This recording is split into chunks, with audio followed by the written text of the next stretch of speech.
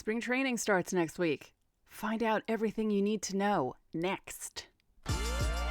You are Locked On Yankees, your daily New York Yankees podcast. Part of the Locked On Podcast Network, your team every day.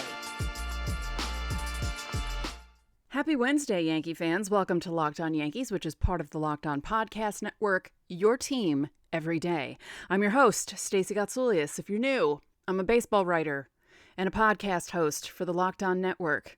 I've been writing about baseball since 2011 and wrote for places like FanRag Sports, Baseball Prospectus, The Hardball Times. My work appeared on ESPN. This is not a brag. I'm just letting you know that this is how I know about baseball. And I've been hosting Locked On Yankees since 2018. That's a long time. Me and Aaron Boone. Yeah. I'd like to thank you for making Locked On Yankees your first listen every day. We're free and available on all platforms, including Apple, Odyssey, Spotify, Stitcher. You can watch and subscribe to us on YouTube. Hit the thumbs up button to like our videos and the bell so you're notified as soon as our videos go live. And this episode is brought to you by FanDuel Sportsbook, the official sportsbook of Locked On. Make every moment more. Visit FanDuel.com/LockedOn today to get started.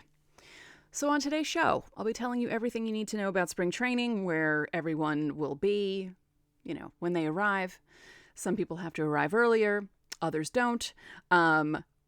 Games that'll be on the air because before you know it, February 8th? Before you know it, we're going to see TV. We're going to see TV.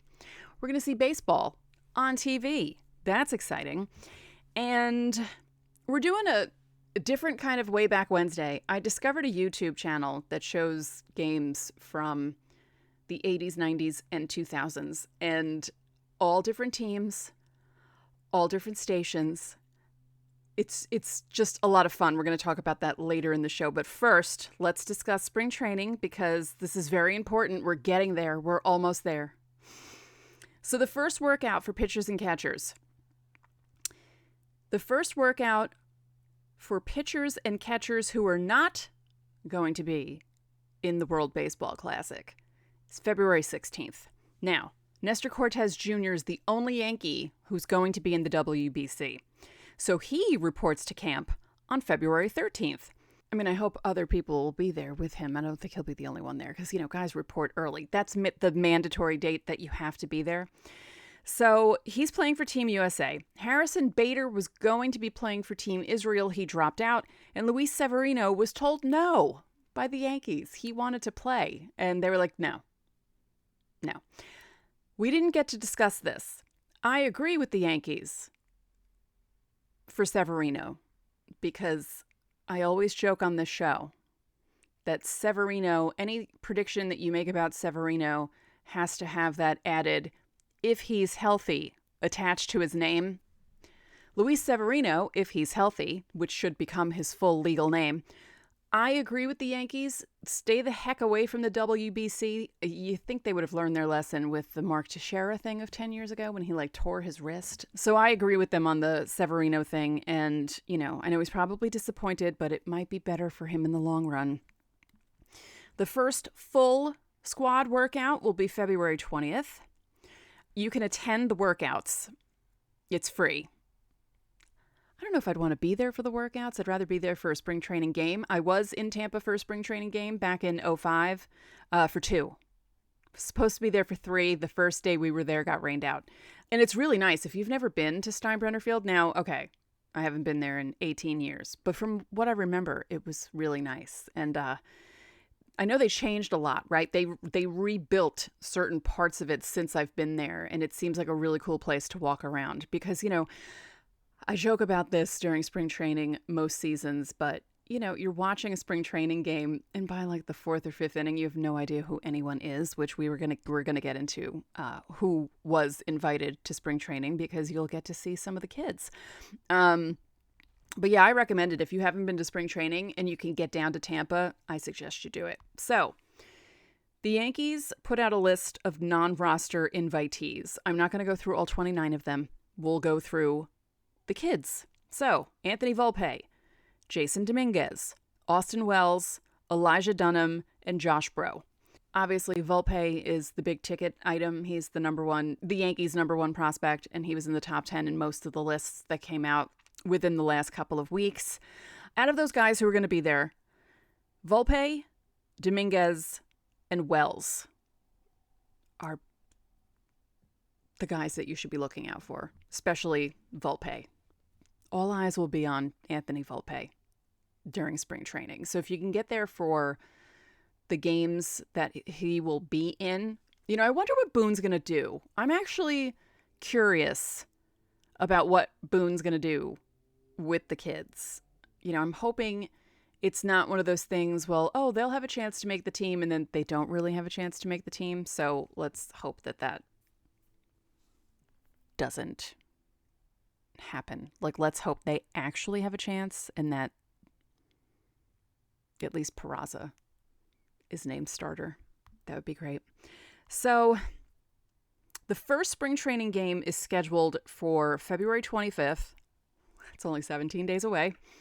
105 against the Phillies. It's in Clearwater. It's not going to be on TV. Their first home game is February 26th. They host the Braves at Steinbrenner Field.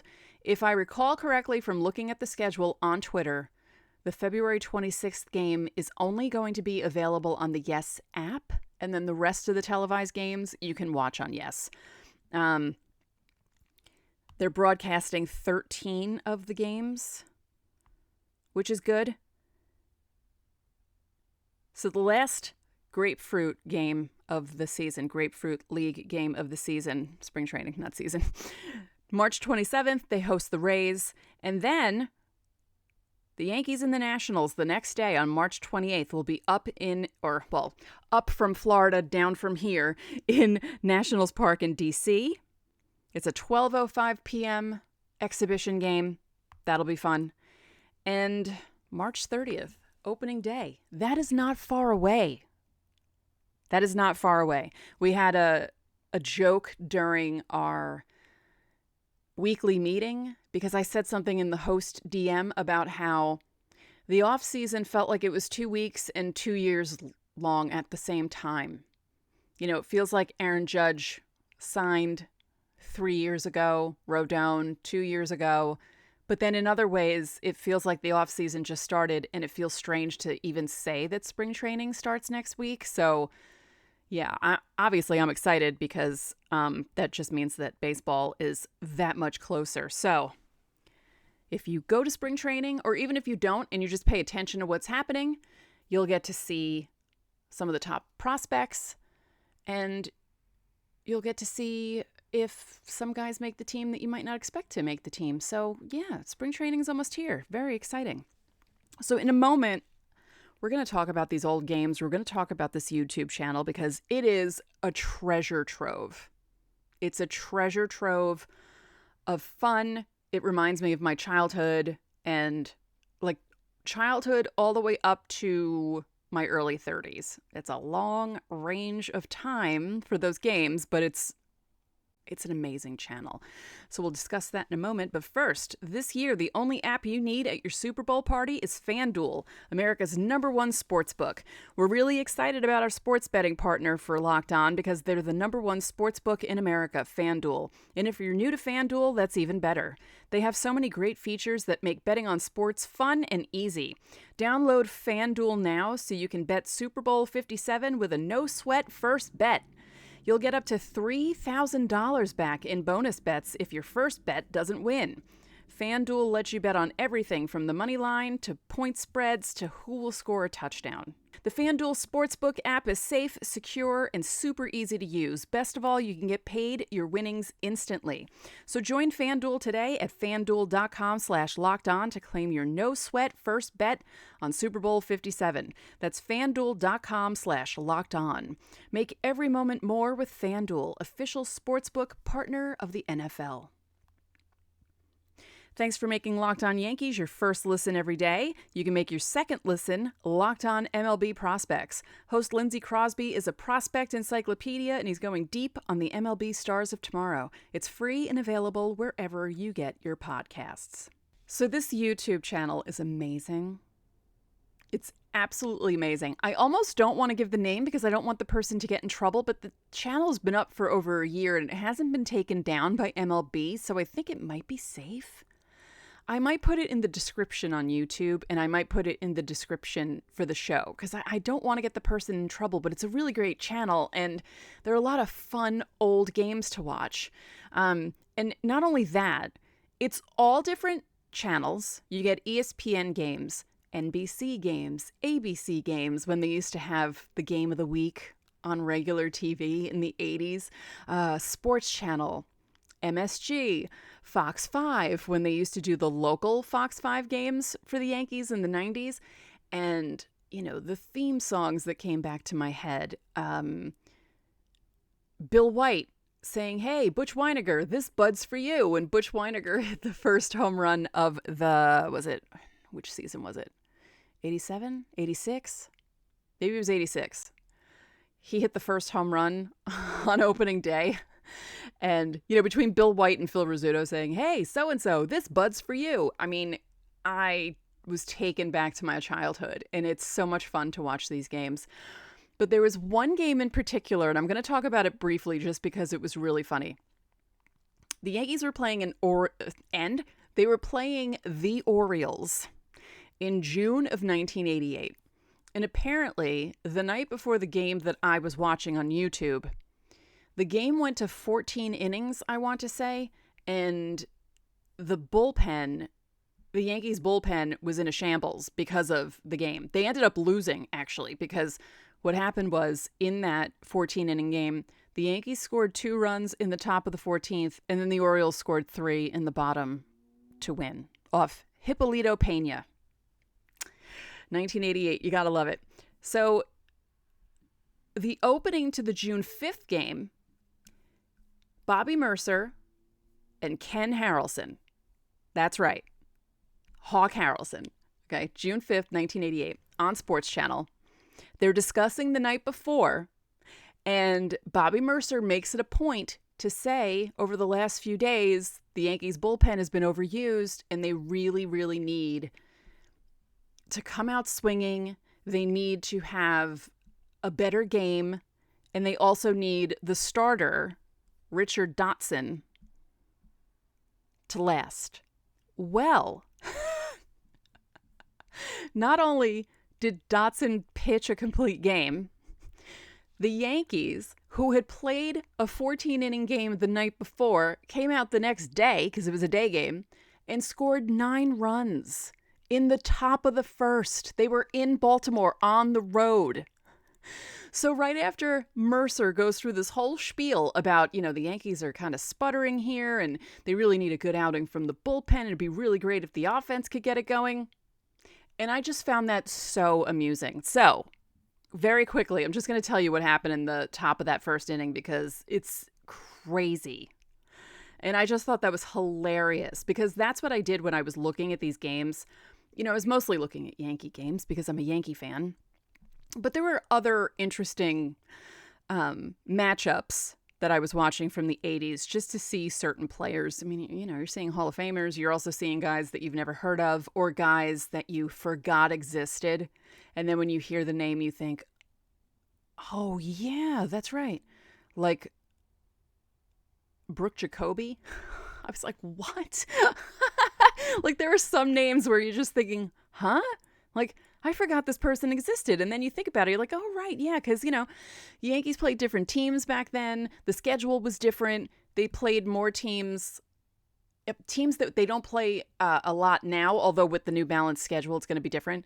But, you know, they used to play the Brewers all the time because the Brewers were in the American League. They didn't play the Astros all the time because the Astros were in the National League. So, yeah, it's really interesting watching these games. And like I said, I don't want to get the YouTube channel in trouble, so I'll put it in the description. But it's really, really great. And there's so many, mostly full games. There are some that aren't because the guy literally taped these on his VHS, on his VCR. That's it.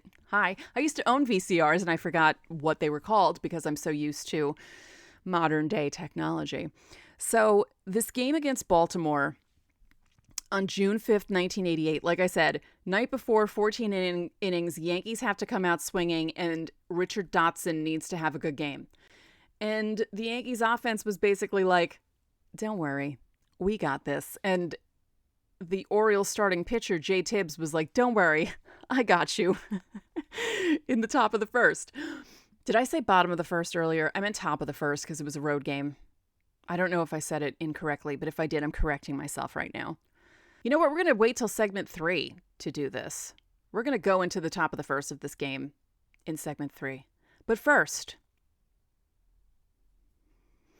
okay, so Jay Tibbs is starting for Baltimore. Ricky Henderson walks, Willie Randolph walks. Claudell Washington hits a single, scores Henderson. Randolph makes it to second. Jack Clark walks, loads the bases. Mark Williamson comes in and replaces Jay Tibbs. 4 batters, loads the bases. They're like, no, bye. Nice to see you. Jose Cruz grounds out to first base. He throws it to the catcher. So there's a force out at home. Claudell Washington makes it to third. Clark to second. Mike Pagliarulo hits a single. Actually, it was a pop fly to short right. Both Washington and Clark score. Cruz makes it to second. Gary Ward strikes out. Rafael Santana walks. Joel Skinner reaches on an E6. Cruz scores. Pagliarulo and Santana make it up a base. So Pags is at third. Santana is at second. Ricky Henderson hits a single. Pagliarulo and Santana score. Skinner makes it to third. Willie Randolph hits a double. Skinner and Henderson score. Claudell Washington hits a single. Randolph scores.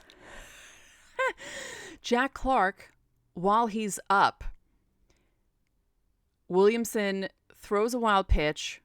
Washington makes it to second, but then Jack Clark rounds out to short, and the inning is over. So the Yankees score 9 runs on 5 hits. The Orioles make 1 error, and that's all the Yankees would score for the game. They ended up winning the game 9-2. Dotson lasts all 9 innings. He gave up 2 runs, 1 in the bottom of the first. He gave up a double to Joe Orsulak. Oh my God, I remember that name. Fred Lynn sacrificed Orsulak to third. Cal Ripken Jr. grounded out to second, and Orsulak scored.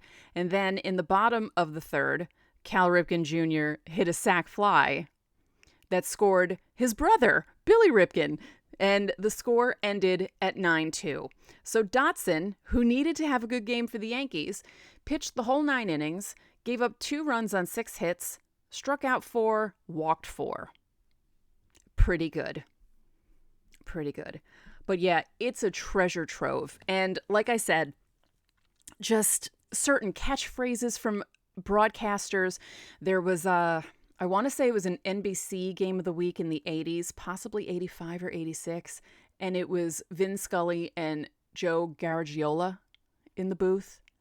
I mean, just Hall of Fame broadcasting. And it's also interesting listening to the difference in the broadcasts from 35, almost 40 years ago to now, and how a lot of the guys who were on the TV described the games better and almost like they were on the radio, like very descriptive. And I know some people had issues with Michael Kay because when he came over from the radio, he would still describe certain things as if he were calling the TV games on the radio. But now that I've been watching some of these games from the 80s, I kind of miss those guys that did that. I was also watching Spencer Ross. Remember Spencer Ross? He called Mattingly hitting a home run off. Oh, it was that infamous game against the Twins in May of 85. The Yankees were down, I think, 8-6 or 8-7, and then Mattingly 8-6, and then Mattingly hit a 3-run home run to walk off, and Spencer Ross went nuts. It was May 13th, 1987, if I recall correctly. Look that up on Baseball Reference. But that game was also uploaded to this channel. And, you know, the old MSG games And like I said, the Fox 5 game, so like Tim McCarver, Rizzuto and White, I miss those guys. I really do. It's funny listening to Rizzuto yelling when people hit home runs. And it was just a really fun thing to do this weekend. I wasn't feeling well, and I was lying in bed watching YouTube on my computer and reliving my childhood, high school, college. We got MSG up in Oswego for some reason. I don't remember why, which was kind of strange. We also got Canadian TV stations up in Oswego because we were so far north, because Canada was just across Lake Ontario. And yeah, we got a lot of interesting channels up there, but I was able to watch some baseball when I was in Oswego. Thank goodness. And I'm trying to think, there was another game that was pretty funny. And it's just funny seeing some of the guys and remembering some of the Yankee players.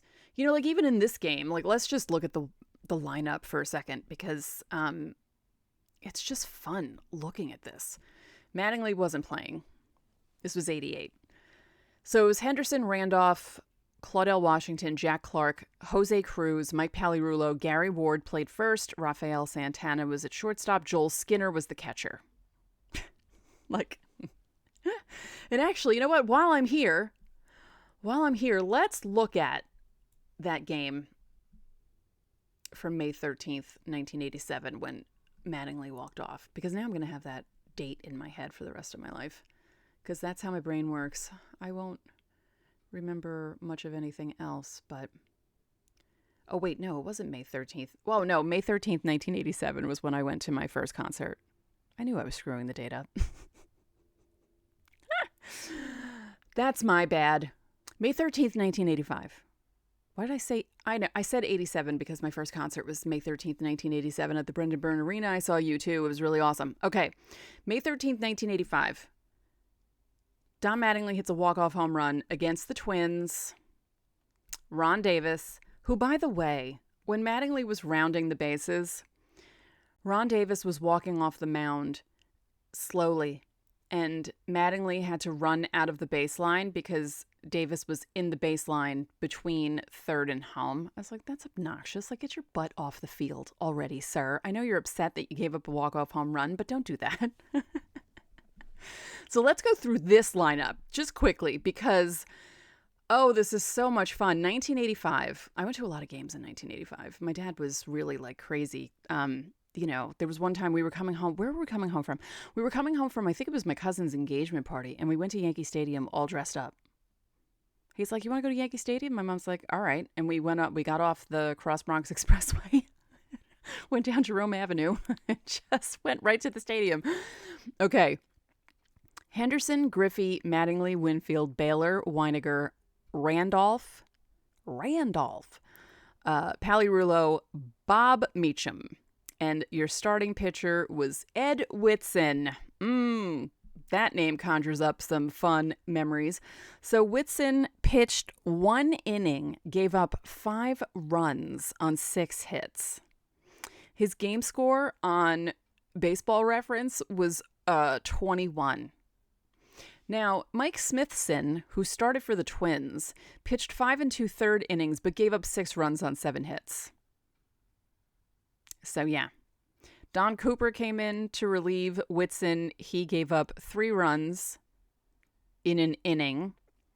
And then Joe Cowley pitched the rest of the game. 7 innings, no runs, 5 hits, no walks, 6 strikeouts. What a crazy game. And then what happened in the bottom of the ninth?